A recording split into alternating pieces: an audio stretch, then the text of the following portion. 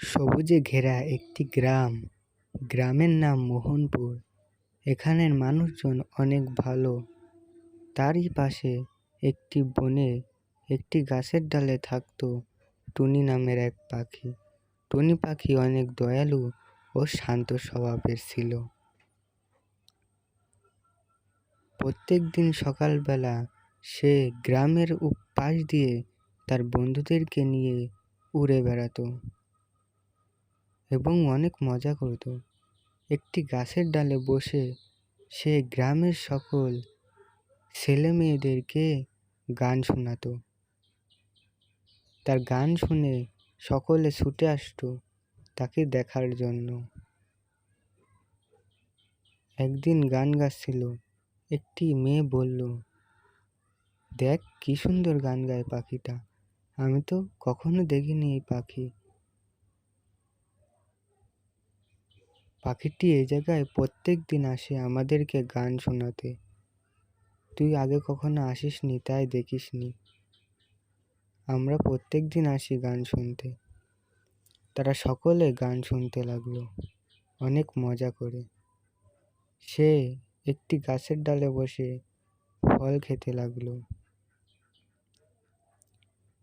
তার বন্ধুরা তার জন্য অপেক্ষা করছিল। সে তাদের বন্ধুদের কাছে গেল। সে লক্ষ্য করল একটি গাছের নিচে একটি কাঠবিড়ালি কান্না করছে।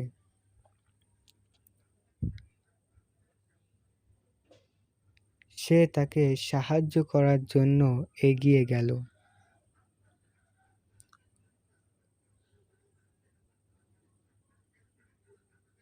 কাঠবিড়ালি, বন্ধু তুমি কান্না করছো কেন? আমাকে বলো তোমার কি হয়েছে।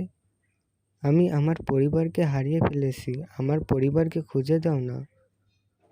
আচ্ছা, আমি তোমাদের পরিবারকে খুঁজে দেব, চিন্তা করো না।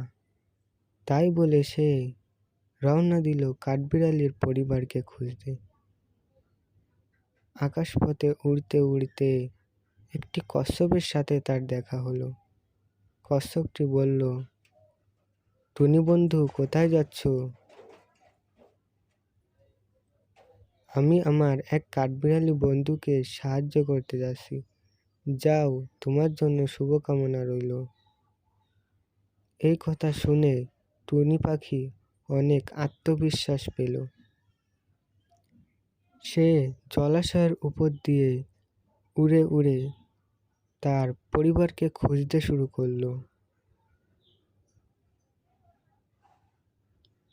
এক সময় একটি গাছের নিচে দেখতে পেল দুটো কাঠবিড়ালি বসে আছে। সে নিচে নামলো। তোমরা এখানে কি করছো? এদিকে আসো। বলো কি করছিলে? আমি আমার সন্তানকে হারিয়ে ফেলেছি। তুমি কি আমাদের সন্তানের হদিশ দিতে পারবে? আমার কাছে আছে, চলো আমি তোমাদেরকে তোমার সন্তানদের কাছে নিয়ে যাচ্ছি। তাই বলে টুনি পাখির সাথে কাঠবিড়ালি রওনা দিল তার সন্তানকে খোঁজার জন্য। কিছু দূর যাওয়ার পর তারা দুজনে দেখতে পেল একটি গাছের নিচে তাদের সন্তান কাঠবিড়ালি কান্না করছে। তার মাকে দেখে কাঠবিড়ালিটি দৌড়ে চলে এলো তার মায়ের কাছে। তার মা তাকে হাত বুলিয়ে দিল, বলল, বাবা কোথায় ছিলি, চল আমাদের সাথে। তখন বনের সকল পাখি চলে আসলো টুনি পাখিকে বাহবা দেওয়ার জন্য। সাব্বাস টুনি, তুমি অনেক ভালো করেছো, তুমি অনেক মহান, তুমি অনেক বুদ্ধিমান। তাই বলে সকলে তাকে